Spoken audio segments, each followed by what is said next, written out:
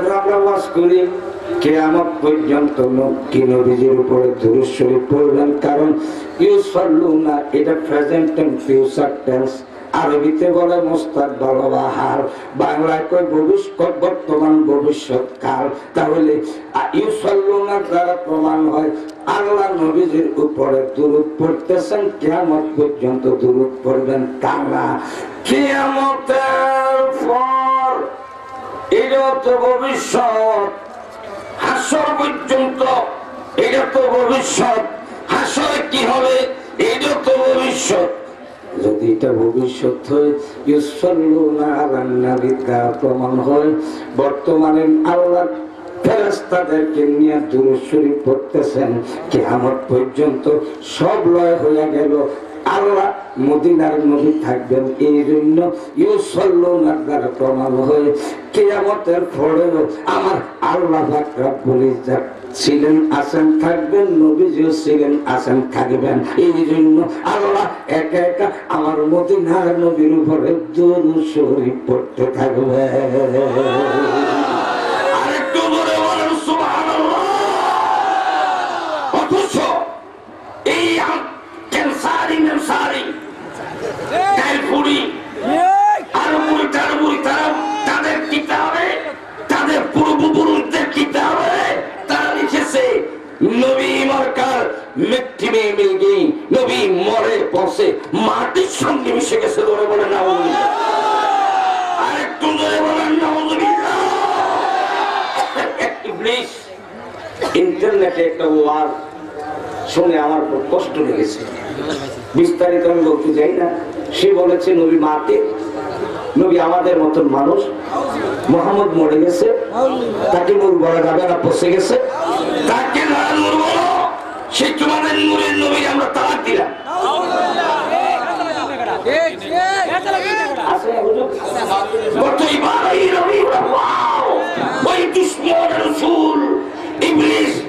Internet দেখার আমার সুযোগ ছিল না।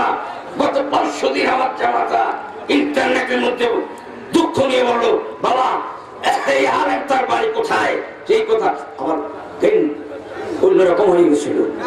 আমি তাকে পাইলে জুতা মারতাম না, আমি তাকে মারতাম না, কিন্তু এটা আমার ইচ্ছা ছিল না, খোদার কসম। সে বলতেছে নূরের নবীর 3 তালাক দিয়ে দিন। আমি তাকে পাইলে না মেরে আমি প্রতিদিন তার গায়ের মধ্যে 100টা করে ব্লেডের শট দিতাম, ছুরি দিয়ে শট দিতাম, আবার খাবাইয়া মোটা করতাম, পরের দিন আবার শট দিতাম, প্রত্যেক দিন মরণ পর্যন্ত তাকে আমি শাস্তি দিতাম। কত বড় বেয়াদব! কোরআন শরীফে আমরা এত দলিল দেওয়ার পরেও এই ক্যান্সারের বাড়ির সামনে না না ছোট বাবারা জানেন না তো, আপনারা যারা মুরব্বীর আছে জিজ্ঞেস করেন, ক্যান্সারের বাড়িতে আমি মাগুরি গেছিলাম, এখন থেকে বোধ 25-26 বছর আগে।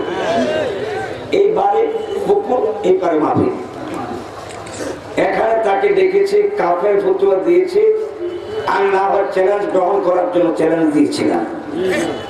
সে চ্যালেঞ্জ গ্রহণ করে নাই, সে সেদিন বাড়িতে ছিল। ওই গ্রামের লোক থাকলে মিথ্যা আমার কথা আপনারা বলেন, ওই গ্রামের লোক অবশ্যই আছে, কি বলেন, মনে আছে না আপনার? চ্যালেঞ্জ করেছিলাম। যে নূর নবীর বিরুদ্ধে কথা বলতেছে আরো পড়ি, সেই ডাইরেক্ট বাড়ির সামনে, মাদ্রাসার সামনে, বাস স্টেশনে 50 লক্ষ টাকা আমি গত বছর চ্যালেঞ্জ দিয়েছি। আমার মোকাবেলা সে করে নাই, না করে আমার তো মারার জন্য প্রাইভেট কার 2টা পাঠিয়েছি।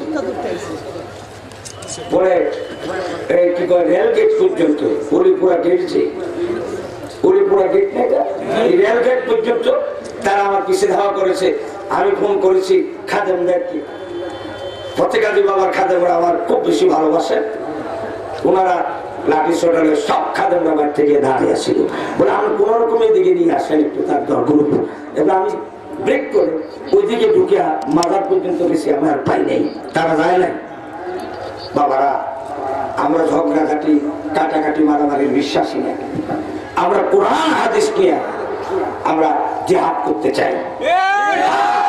কোরআন হাদিসের জিহাদে যদি তারা মোকাবেলা করতে ব্যর্থ হয়ে আমার প্রিয় নবীর বিরুদ্ধে কথা বলে, এই বাংলাদেশে আজকে এই থনপুরার একটা সম্মেলনে প্রমাণ করে দেয় বাংলাদেশের সব সুন্নি মুসলমান নবী প্রেমিক এক হয়ে তাদের এগুলোর জবাব অবশ্যই জানের বিনিময়ে দিতে রাজি আছি।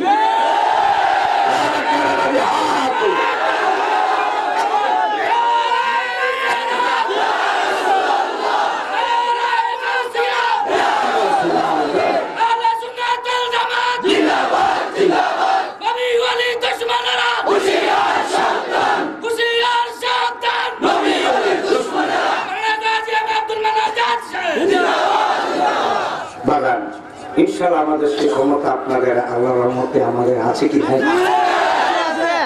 তবে আবারও বলবো, মাইকের আওয়াজ অর্ধেক তো এদিকে ফিরে দিছে, অবশ্যই যদি দিছে সাইড খোদা করা বিষয় কথা বলছে দ্বিতীয়বার, এই জন্যই তার আওয়াজটা বন্ধ হয়েছে।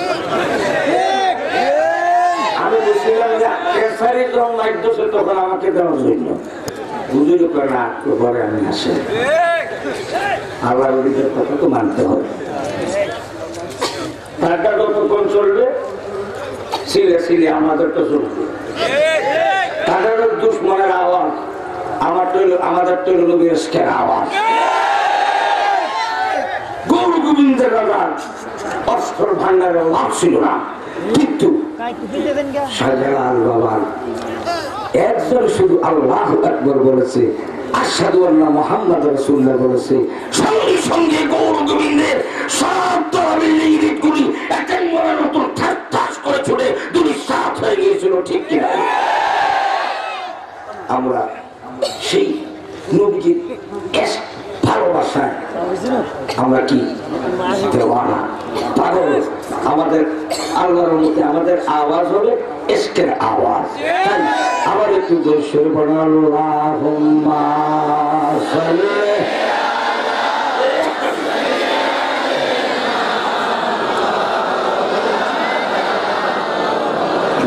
আলা সাইয়্যিদ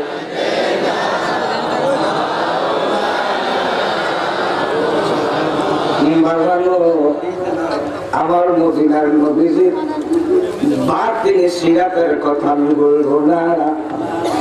নবী মুস্তাফার জাহিরে একটা সিরাত, একটা নমুনা, সামান্য সময়ের একটা ঘটনার কথা আমার মনে পড়ে গেছে। এক সময় মক্কা শরীফের মধ্যে বিশাল অভাব অনটন দেখা দিল।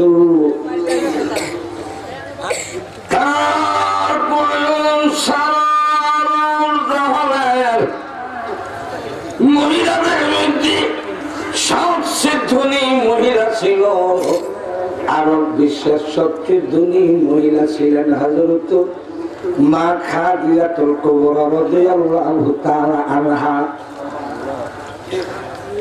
মা খাদিজার বিভিন্ন ডিপার্টমেন্ট ছিল, স্বর্ণের পাহাড়, মণি মাণিক্য মুক্তা, কোন কিছুর অভাব ছিল না। এদিকে হাজার হাজার ওট গোপী লালন পালন করতেন উনি। প্রত্যেক ডিপার্টমেন্টে চাকরিজীবী নিয়োজিত। আরব জাহানের বড় ধনী আব্বর ছিল বিশাল ধনী, আব্বার সম্পদ দিয়ে একটা হয়েছিল আল্লাহর কুদরত। স্বামী ইন্তেকাল করেছে, স্বামী মারা গেছে, স্বামীর বিরাট সম্পদ পেয়েছে। দুই আরবের বড় ধনী সম্পদ পেয়ে উনি বিশাল আরব সাম্রাজ্যের বড় ধনী হয়ে গেলেন। সব ডিপার্টমেন্টে চাকর আছে। হঠাৎ করে হাজার হাজার বকরি রাখনেওয়ালা যে রাখাল, এই রাখাল ছুটি নিয়ে যখন বাড়িতে গেছি, বাড়িতে যাওয়ার পর কলেরা রোগে আক্রান্ত হয়ে ওই রাখাল মারা গেছে।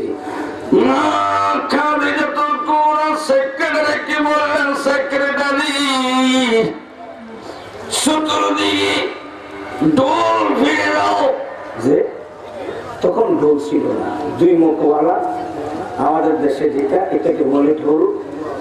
আর এক মুখওয়ালা একটা যন্ত্র ছিল, এটাকে বলে বুখারী এবং মুসলিমে এসেছে বিয়ে শাদীর মধ্যে দিন দুপুর অনেকগুলা বাজে মানুষকে জানিয়ে দাও যে এই বাড়িতে বিয়ে হচ্ছে। এটা নবীজির সুন্নাত, আরব দেশের সুন্নাত। এটা ব্যাপারে আরব দেশের সুন্নাত আপনারা পালন করেন। মিলাদ শরীফ বাংলাদেশের লোকেরা পালন করে। আরব সরকার বেদাত বলছে, কিছু চাকরি করতে গিয়েছে তাই বলে যে আরব দেশে বেড়া মিলাদ নাই, বাংলাদেশে তোরা মিলাদ নিয়ে বাড়াবাড়ি করো। যারা আরব দেশে চাকরি করছেন আমার কথা মিথ্যে বলে আমার জিব্বাটা টান দিই ছেড়ে দিলেন। আরব দেশের পাইলট যখন ঘর থেকে বের হয় বিশাল জুব্বা মাথার মধ্যে একটা রুমাল দিয়া এমনি একটা বিয়া মাথার মধ্যে দিয়া বিশাল লাগে এবং আল্লাহর ওলি এই মাত্র আসমান থেকে নামে এসে। কথা ঠিক কি? ফ্যামিলি তাদের পরিবারে যারা চাকরি করেন আমার কথা মিথ্যে হলে আমাকে আপনারা ছাড়বেন না, আল্লাহর দোহাই দিয়া। আমি শত লোকের কাছে আমি শুনেছি, আমার মুরিদানের ওখানে চাকরি করে ওনারা আমাদেরকে বলেছেন, হুজুরদেরকে ওনাদের মুরিদান আছেন অবশ্যই ওনাদের কাছে এসে বলেছেন মূলত ঘরের ভিতরে তারা একটা জায়গা পিন্দা থাকে, 5 দিন 7 দিনে গোসল করে না, ওজু দূরে থাকো।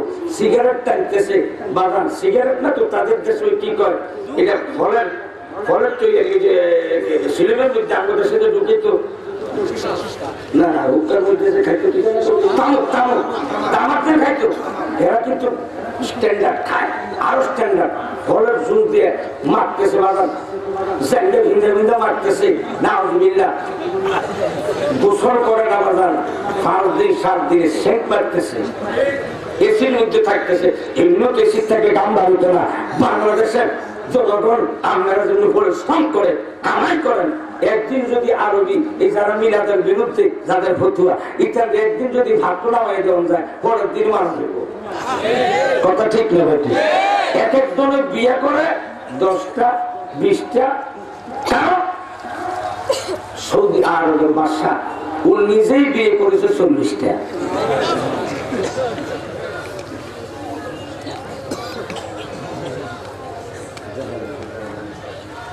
না আমার জাস্ট 1 ঘন্টা লাগবে।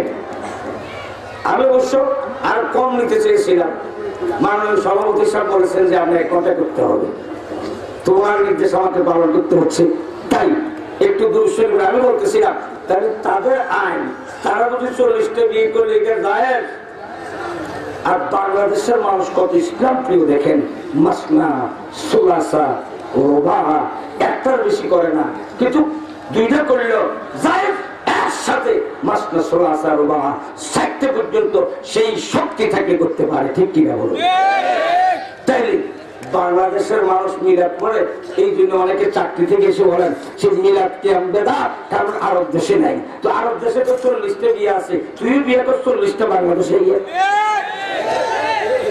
আরব দেশ আমাদের দলিল না, দলিল হচ্ছে যে আরব দেশের মধ্যে কুরআন কারীম প্রিয় নবীজির উপরে নাযিল হয়েছে, সেই দলিল প্রিয় নবীকে বলিওয়ালা নবীর দেওয়া কুরআন এবং নবী মুস্তাফার হাদিস শরীফ হচ্ছে আমাদের দলিল।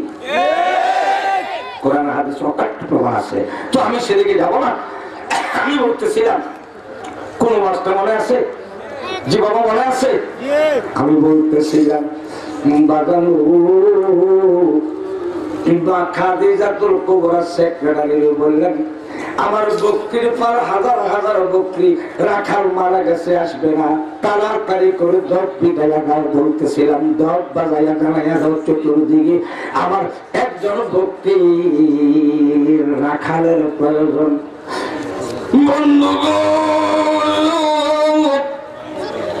আরব দেশ তখন বিশাল অভাব। এই মুহূর্তে আমার প্রাণের নবী মুস্তাফার জাহিরি বয়স হচ্ছে 25 বছর। যেরকম কত বছর? জাহিরি বয়স 25, হাকিকতে নবীজির বয়সের সীমা বলা যাবে না। 25 বছর বয়সের হ্যান্ডসাম আমার মদিনাওয়ালা নওজোয়ান, শুধু নওজোয়ান না, কি হচ্ছে দেখেন, একটু মনোযোগ দিন। তার আগে আবার একটু নবীজির প্রতি দরুদ শরীফ আল্লাহুম্মা সাল্লি আলা মুহাম্মাদ ওয়া আলি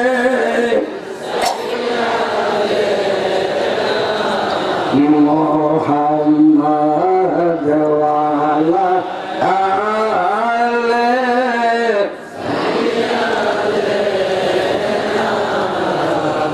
আলহামদুলিল্লাহ বলুন, আলহামদুলিল্লাহ বলুন। আমার অত্যন্ত প্রাণপ্রিয় বন্ধু, আন্তর্জাতিক খ্যাতি সম্পূর্ণ মুফাসসির কোরআন হযরতুল আল্লাম আবু সুফিয়ান আল আবিদি আল কামিলি মাদ্রাজুল আলী, উনি আমার সময়ের সাথে সাথে ওনার ওয়াজ কাঠাও শুভাগমন নিয়েছেন।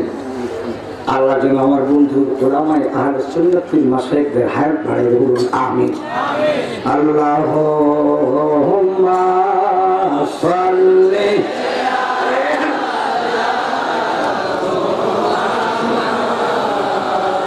আলা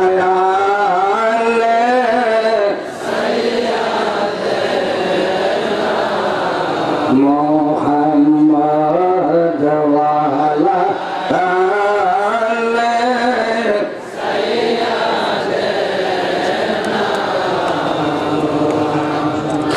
বন্ধু নাই গো, বান্ধব নাই গো, যে জায়গা বন্ধু নাই গো, বান্ধব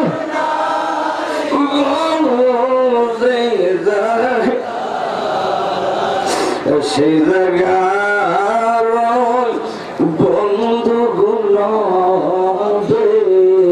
মুস্তাফা আল্লাহুম্মা সাল্লি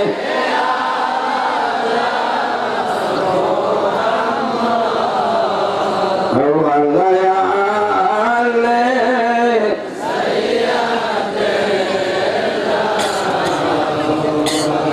মুহাম্মাদ ওয়া আলা আলি।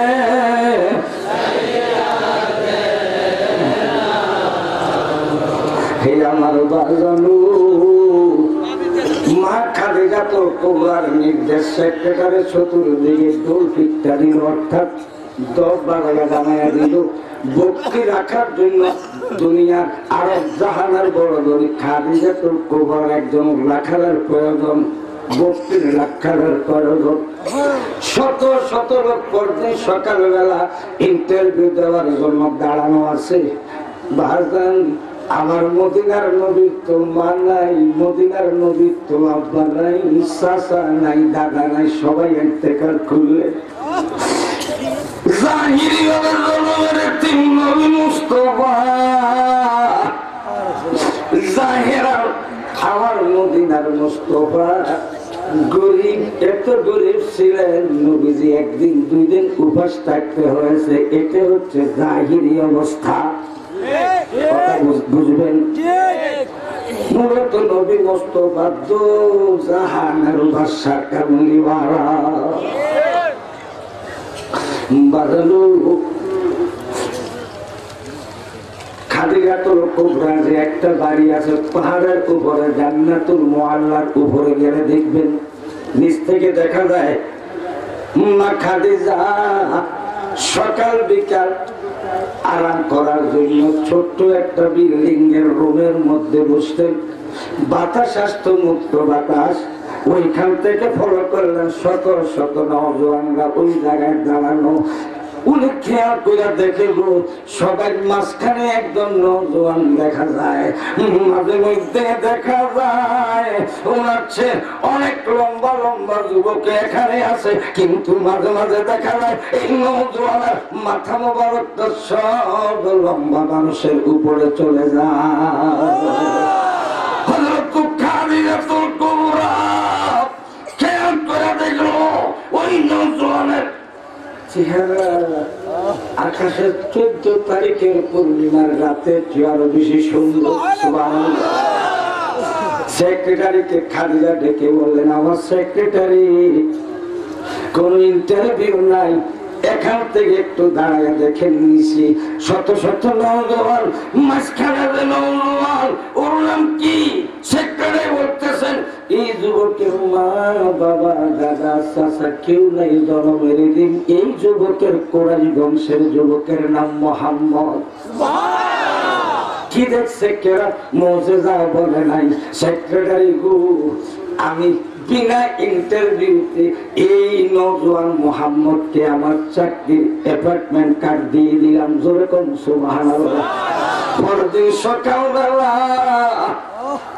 বাগান ভক্তি চড়ানোর জন্য আমার মদিনার মুস্তাফা ওই বিল্ডিং এর কাছে সেজের ভিতরে শত শত ভক্তি আছে, গেট খুলে দিলেন। খাদিজাতুল কুবরা ঠিক পরের দিন সকালে এখানে বসে মুক্ত আবহাওয়া খাচ্ছেন, তাকায়া দেখতেছেন হাজার হাজার ভক্তি ঘর থেকে বের হয়ে এই নওজোয়ান মুহাম্মদুর রাসূলুল্লাহ চতুর্দিকে ভিড় করেছে।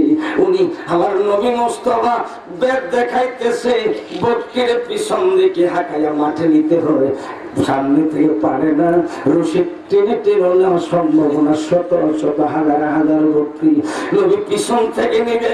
বক্রির দল নবী মুস্তাফার দিকে এতিমের মতন তাকাইয়া দুইটা চোখের পানি ছেড়ে বক্রির দল ডাক দিয়ে বলতেছেন ইয়া রাসূলুল্লাহ ইয়া হাবিবাল্লাহ, নবী গো আমাদেরকে যতই বলেন আমরা বক্রির দল আপনার সামনে যেতে পারবো না, কারণ আপনি শুধু গাছের নবী না, মাছের নবী না, আসমানের নবী না, শুধু জমিনের নবী না, আপনি শুধু মানুষের নবী না, 18,000 মাখলুকাত 80,000 আলম মতান্তরে বেশকম সমস্ত আলম মাখলুক, এমনকি আমরা এই সাধারণ 4 পায়া জানোয়ার এই ছাগলেরও ভক্তির নবী বা রহমত আপনি নবী মুস্তাফা। নবী গো নবী গো আপনাকে পিছনে রেখে আমরা সাধারণ একটা প্রাণী, আমরা বকরি যেই নবী